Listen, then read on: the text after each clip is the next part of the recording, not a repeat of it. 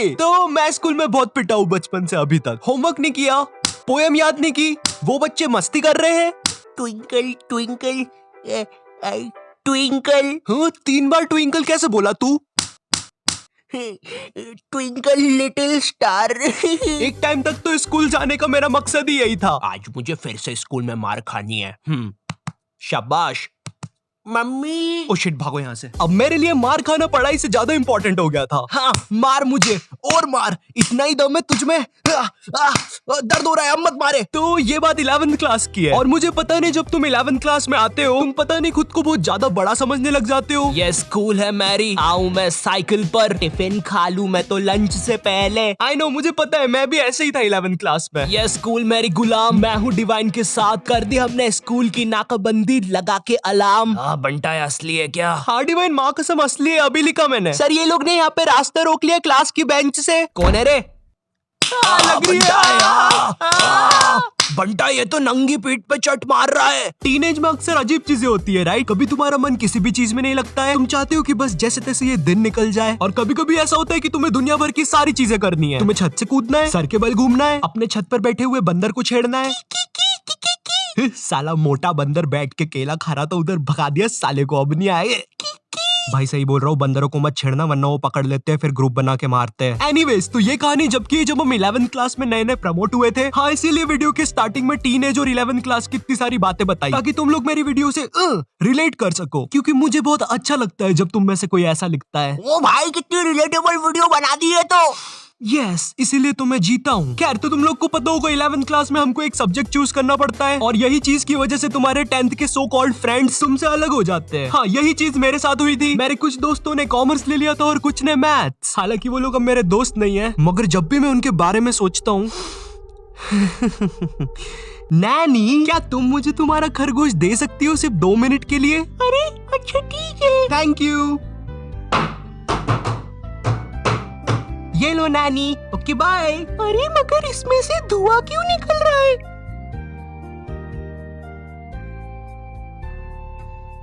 Naughty type of topic जाना बंद करो। सॉरी, अब हमारे सब्जेक्ट अलग होने से हम लोग की क्लासेस अलग अलग लगती थी।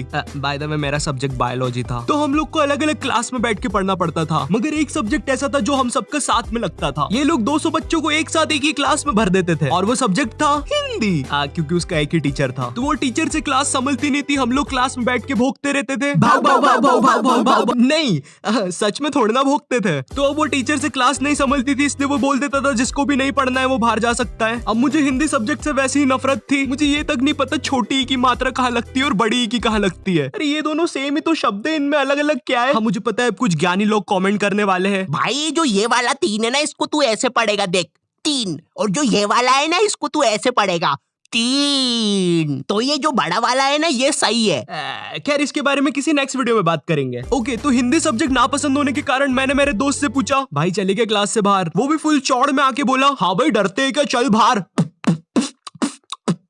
इसकी कोई जरूरत नहीं थी। तो अब हम दोनों उठते हैं क्लास में और टीचर के सामने से फुल चौड़ में बाहर चले जाते हैं, इसी गलत फहमी में कि हमें देख के बाकी बच्चे भी बाहर आएंगे। कोई नहीं आता है बाहर, अब हम दोनों अकेले, हम दोनों को पता नहीं क्या करना है। तो हम दोनों की फटती है, हम दूसरी क्लास में जाके पढ़ने लग जाते हैं, क्योंकि भाई मेरी स्कूल का जो फादर था ना, वो इतना खतरनाक था, उससे कोई नहीं बच पाता था।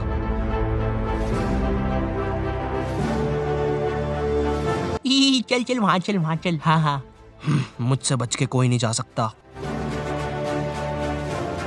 हाँ, अब बच के कहाँ जाओगे?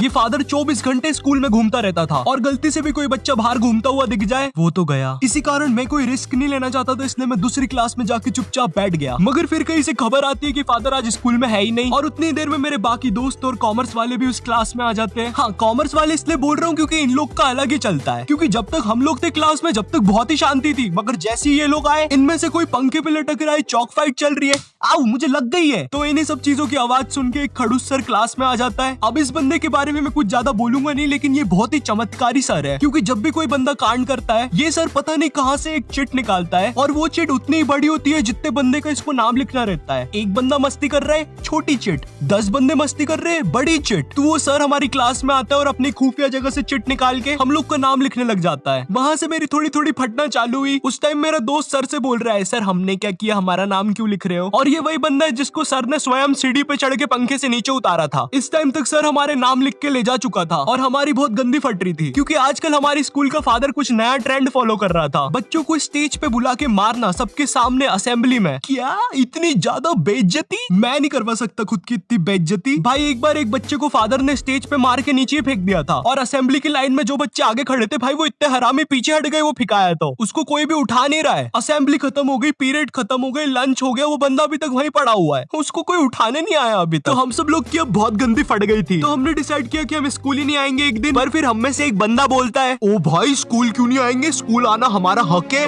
हाँ अपन एक काम करते हैं, अपन असेंबली के बाद स्कूल आएंगे, क्योंकि कल स्कूल में क्रिकेट मैच भी है, तो मुझे मेरे डोले शोले सबको दिखाने हैं।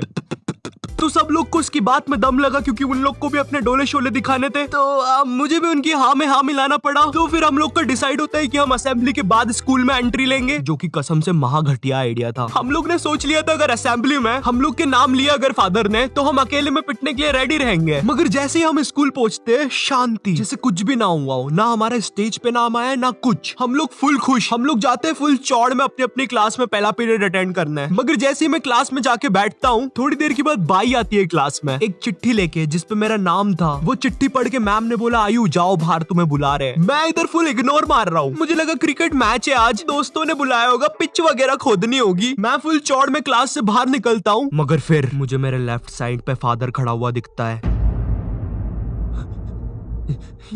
ये नहीं हो सकता। और दूसरी साइड मेरे सारे दोस्त खड़े थे लाइन बना के पिटने के लिए। ये क्यों हो रहा है हमारे साथ, और मैं ये लाइन में सबसे आगे क्यों खड़ा हुआ हूँ? तो अब मैं कुछ कर नहीं सकता था, इसलिए मैं भाग के लाइन में पीछे चला गया। भाई मैं नहीं मर रहा सबसे पहले। थोड़ी देर के बाद फादर हमारे पास आते हैं और हमें अपना अपना बैग लाके स्कूल से बाहर जाने को बोलते हैं, जो कि काफी अच्छी चीज थी अपनी क्लास के सामने मार खाने से। तो हम जैसे ही हमारा बैग लाने पलटते हैं, मेरा आई कांटेक्ट हो जाता है मेरे एक दोस्त से, जो कि बहुत अजीब मुंह बना के जा रहा था। वो देख के मुझे बहुत गंदी हंसी आ जाती है और मैं जम से हंस देता हूँ, और वो मुझे देख के हंसने लग जाता है, और हमारी हंसी फादर सुन लेते हैं।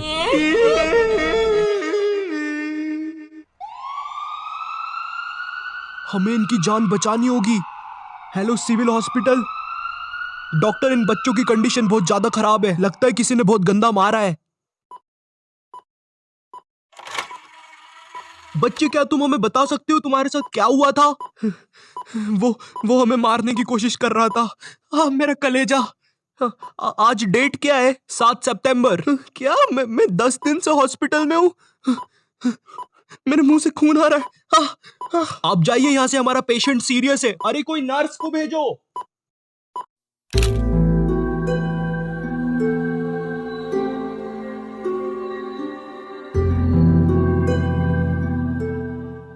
इस हादसे के बाद स्कूल को बंद कर दिया जाता है और फादर को मेंटल हॉस्पिटल भेज दिया जाता है। इस हादसे के बाद ये भी पता चलता है कि स्कूल कब्रिस्तान के ऊपर बनी हुई थी। सूत्रों के हिसाब से पता चलता है कि फादर कभी भी मेंटल हॉस्पिटल से भाग सकता है और वो वापस आकर उन 2 बचे हुए बच्चों की भी बलि चढ़ा देगा।